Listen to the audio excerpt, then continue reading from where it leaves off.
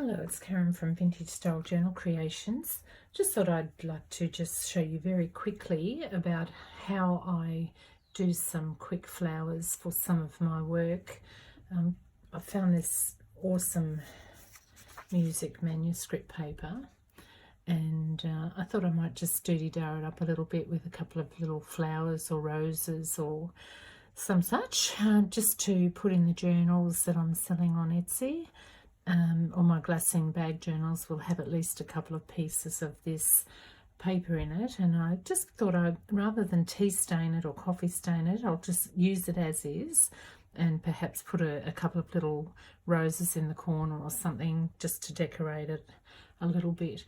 I'm leaving the trim where I actually pulled it out of the book. I bought quite a pile of these just last week and was so thrilled with the find, and just thought they might look a little bit more pretty. On the back of it, you've just got normal lined paper, but they are an old sort of book, so I'm happy to be using them, but I just thought I'll paint a couple of little flowers on them. So this is just a very brief video to just show you how I do that. I'm hoping it's going to work. What I've done here is I've actually placed out a few colours on this disposable palette. Normally I use a wet palette when I'm painting bigger things because the wet palette tends to keep my paints wet. On these palettes they tend to dry out because I use the Jo Sonja brand of paint. This is an old one that I've had for many years, and they do last for a long time. They're an archival quality paint, and they will never lose their vibrancy, and yeah, so that's why I use them.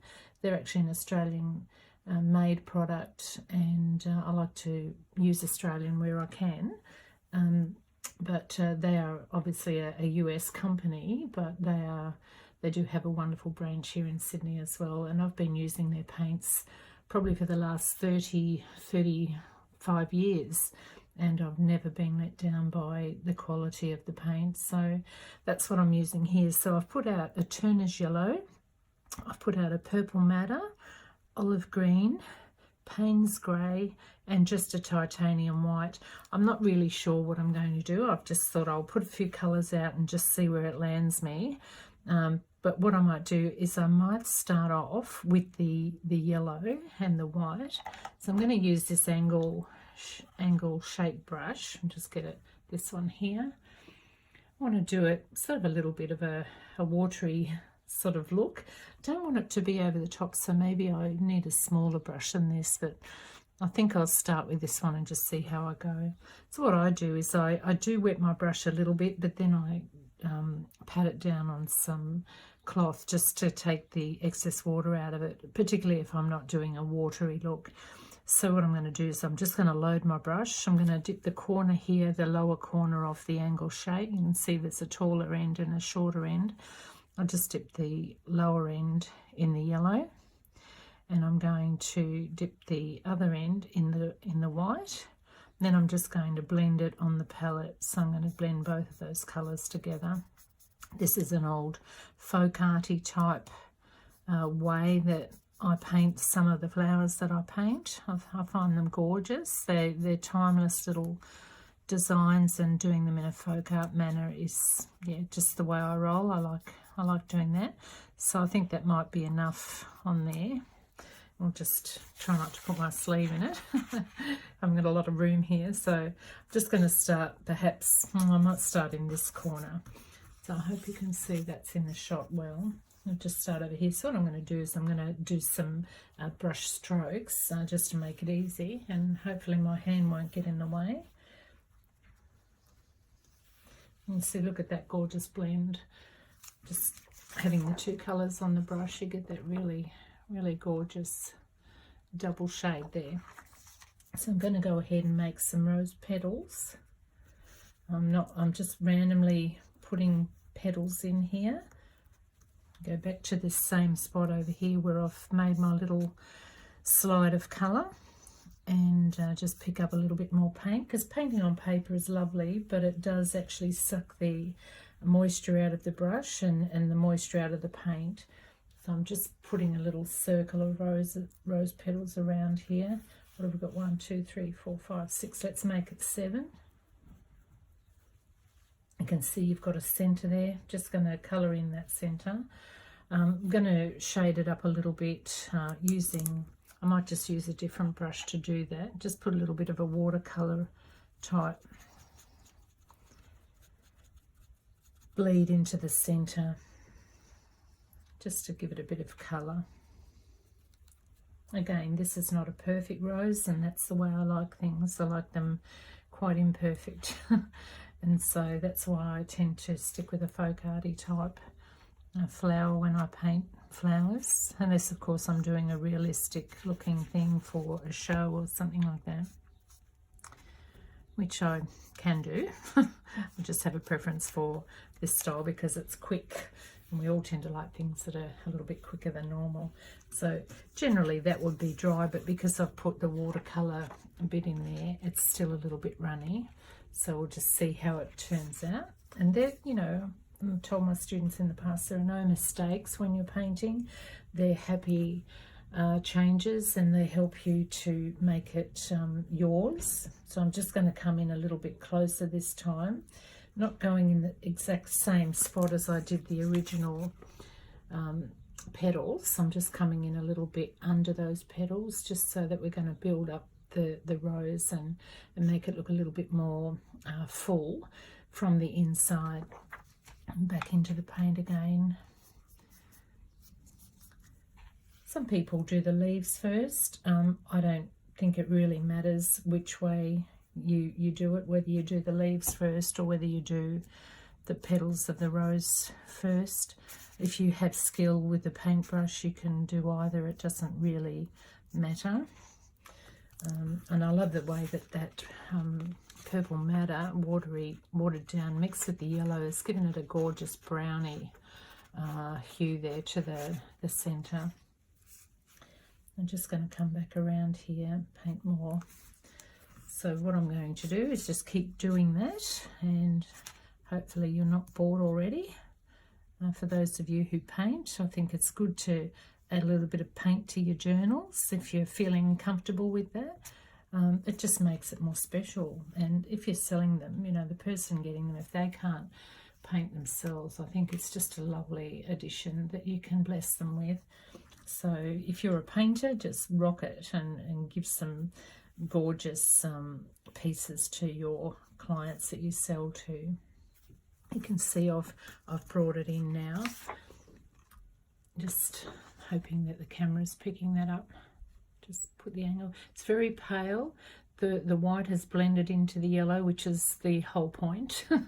Don't want it too bright yellow, and you want the petals, as they tend to go deeper into the centre, they tend to be much paler on the outside, and that's the look we're going for here. So yellow's not my general go-to colour. I tend to lean on this colour more than anything, the purple madder or a pinker shade. So I might just put another couple of little ones in the centre here. Again, it depends on the size of the flower, depends on the size of the brush, and I've opted for a bigger flower here. So I hope you can see that okay. Now what I'm going to do is I'm just going to quickly wipe my brush. I'm not going to clean all the paint off it because that's going to help tie in the green. So I'm going to make a little splodge over here. I've left my brush there because it's still wet and I didn't want to lose the colour off it, but I might just move it now and make a bit of a green section here, so you can see I've blended the yellow in with the green as well, made it quite a pale looking colour. I don't typically like the white on the outside of leaves. If you're going for a darker shade of green, you could use a darker shade more than this olive. You could pop a little bit of red with it, add a little tone of brown, because leaves aren't perfectly bright green all the time. But I think when you're painting, it depends on the colour of your flower. I always, even if I use a purple madder or a rose type of colour, I always have a little bit remaining on my brush when I start to do my leaves. because it ties it in, and so you're not getting the two colours that are really outstanding against and opposing one another. So I'm just going to turn that around a little bit so you can see it better. Just going to start at the edge here, and what I do is I can go like that and have a petal like that, or I can go back like that and have more of a centre to the actual leaf. I'm not sure how I'm going to go. I'll just figure it out as we go along, but yeah, hoping that this is something that you will see that you can actually do if you've got a brush like this. It's not too tricky. So I've blended it very well on the palette. I'm just going to put a couple of leaves on here, just some stragglers that go out there. See how I've used the brush, I've turned the angle of the brush to actually create the leaf going down. They're not going to be perfect, but they're going to be yours, and they're going to blend in beautifully with the colour that you've used. Now, things tend to grow in odd numbers. Leaves on trees and plants are usually in odd numbers, and the petals on flowers, if you go out and grab a flower out of your garden and count them, you'll notice that there are odd numbers. Even numbers just don't work in nature. They don't look good. They look really funky, and I mean funky not in a cool way. So I'm going to make a three leaf structure here. So just going to blend that. Keep the paintbrush pretty wet and loaded with enough paint. I'm going to perhaps come out this way and then down the center there. I like the way that looks. That's just 3 petals on the one side. And you said, okay, Karen, you've just said that odd numbers work better than even. Well, you can see that there are even numbers there. But what I'm going to do is I'm just going to put some more, because that's not enough. Sometimes you can go over top, and it's always good just to find a spot where you're comfortable and stop. Don't keep going.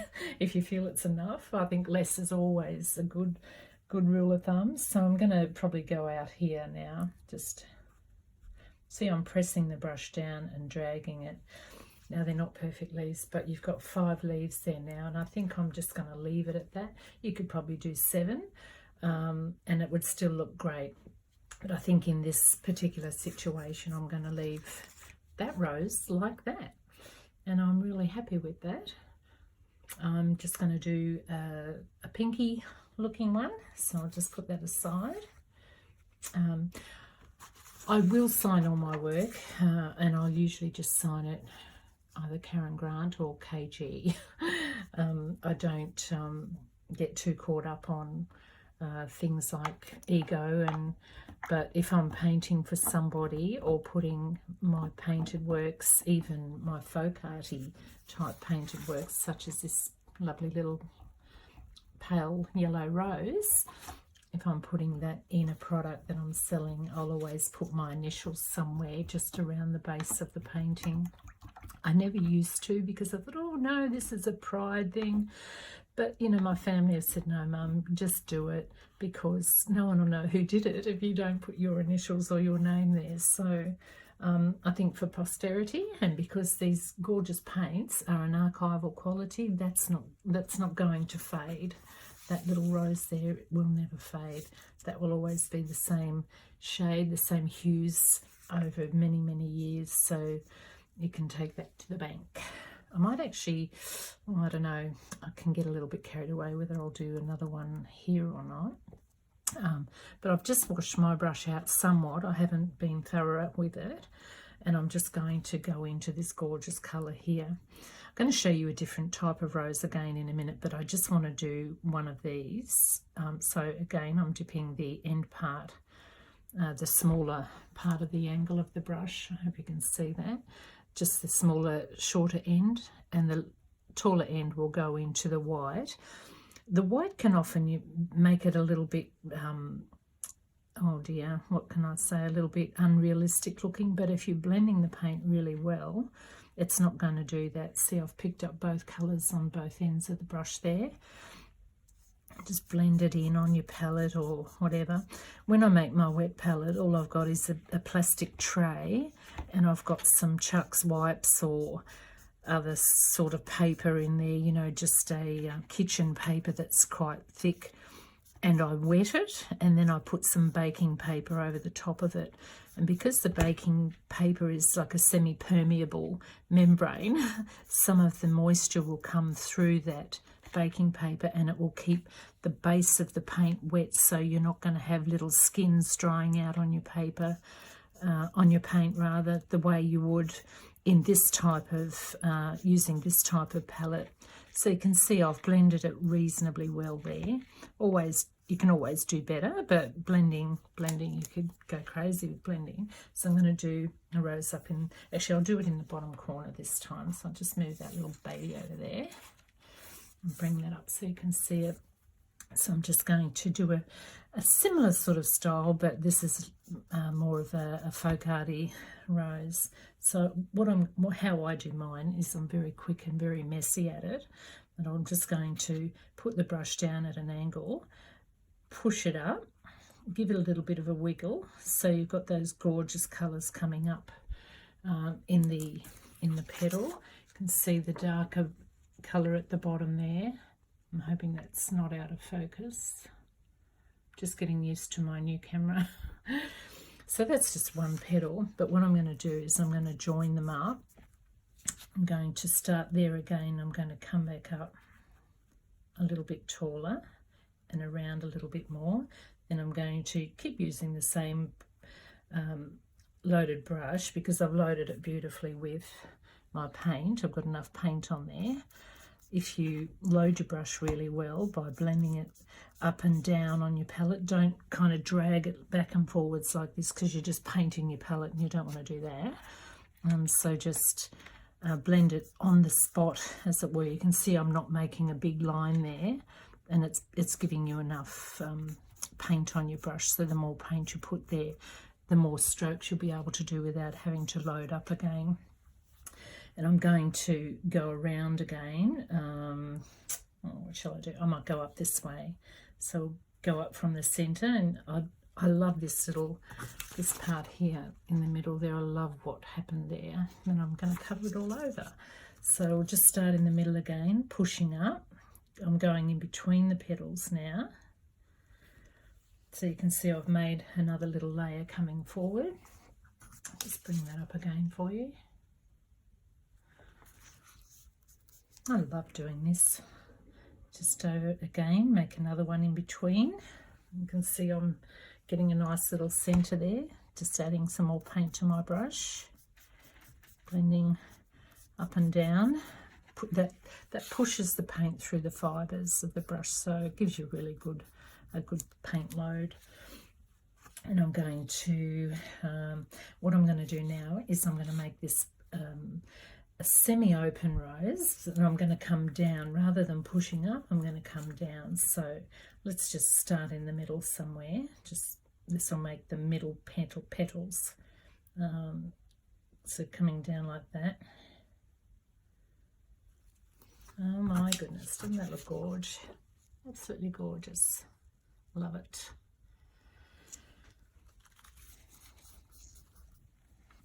Now I'm going to put some more petals around here. So I'm going to make some layers. So I'm going to keep coming down and up and around. So you'll see as I do with my brush. So I'm coming in the middle of these two petals here. Just going to come down. And, you know, don't get caught up on the fact that these are not real roses. These are pretty. Whether they look real or not, you can look at this and think, ah, that looks like a rose. So we're not after perfect, and we're not after everything that looks perfect in nature, which is God's thing. He does that, not us.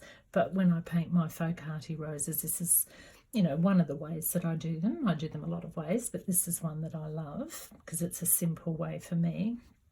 And I'm just going to put another layer coming in here. I'm using the chisel edge of the brush, and I've just put a little petal in there. As you can see, I've just made one tiny little stroke. I'm going to come around this way now and do the same thing. Just put a little stroke there. I love it. Keep going.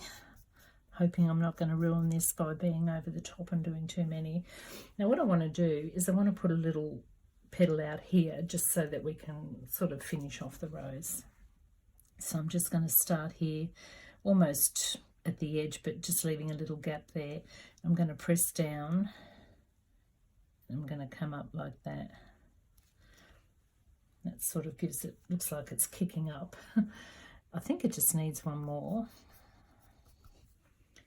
And I think I'm just going to come in around the edge there. I love this dark center here. Just come in around here on the chisel edge. So what do you think about that?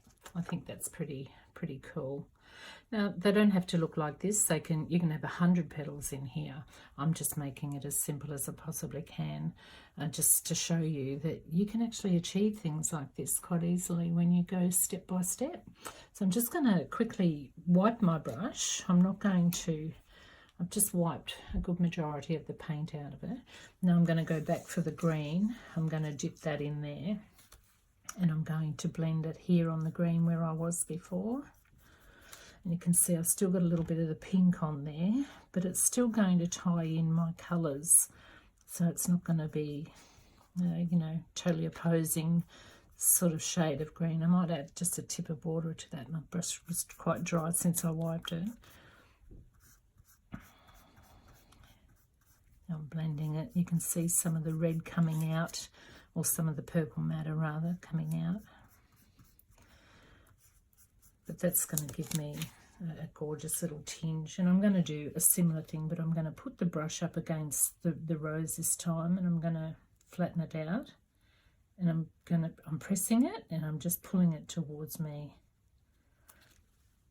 A petal. There we go. Easy breezy Japanesey. Oh, I hope no one's offended by that. Okay, and we might do the same up here. Just be careful how you go in, and you don't have to be in a race of any sort. Just take it easy. Be confident, but be bold, but don't be over the top and sort of go too quickly. Otherwise, you'll ruin your work. I can get a little bit ambitious sometimes and just do things like a bull at a gate and not be overly fussed about the outcome. So I've done 3 on this side. I'm just going to put one up. I don't know. I think one needs to go here. But I'm not going to make it big because it's underneath the rose. I'm not going to do another one here.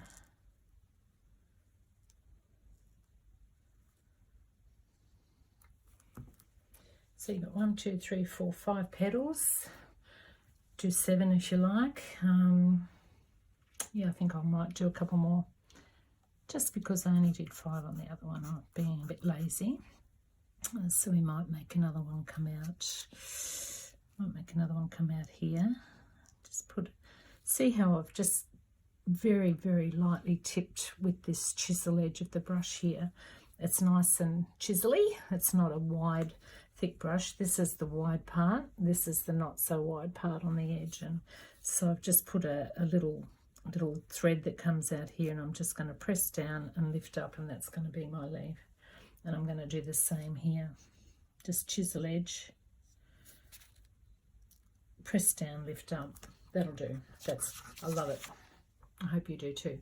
So this green is more of a browny green, because I've actually put the purple matter that was left on my brush with it, but I think it ties in beautifully. You're seeing just a little tinge of the pink there coming out in the leaves, and I'll initial these. I might even give a couple of these away. So if you're interested, just leave me a comment, and if you're a painter, forgive me if I've really messed with your mojo in the way that I do things, but yeah, I think that's just the beauty of life. We're all so different. I really love your comments, and I love the fact that you're watching some of my stuff, and these will go into my journals. As I said, I'll put at least a couple of pieces in each glassine bag journal that I sell on Etsy. And you can find me on Facebook also at Vintage Style Journal Creations. I'm Vintage Style Journals on Etsy. I'm Vintage Style Journaler on Instagram, and get this, I'm Karen Grant on YouTube. Thank you for watching, and yeah, leave a comment if you want, subscribe if you want, and yeah, thanks for watching.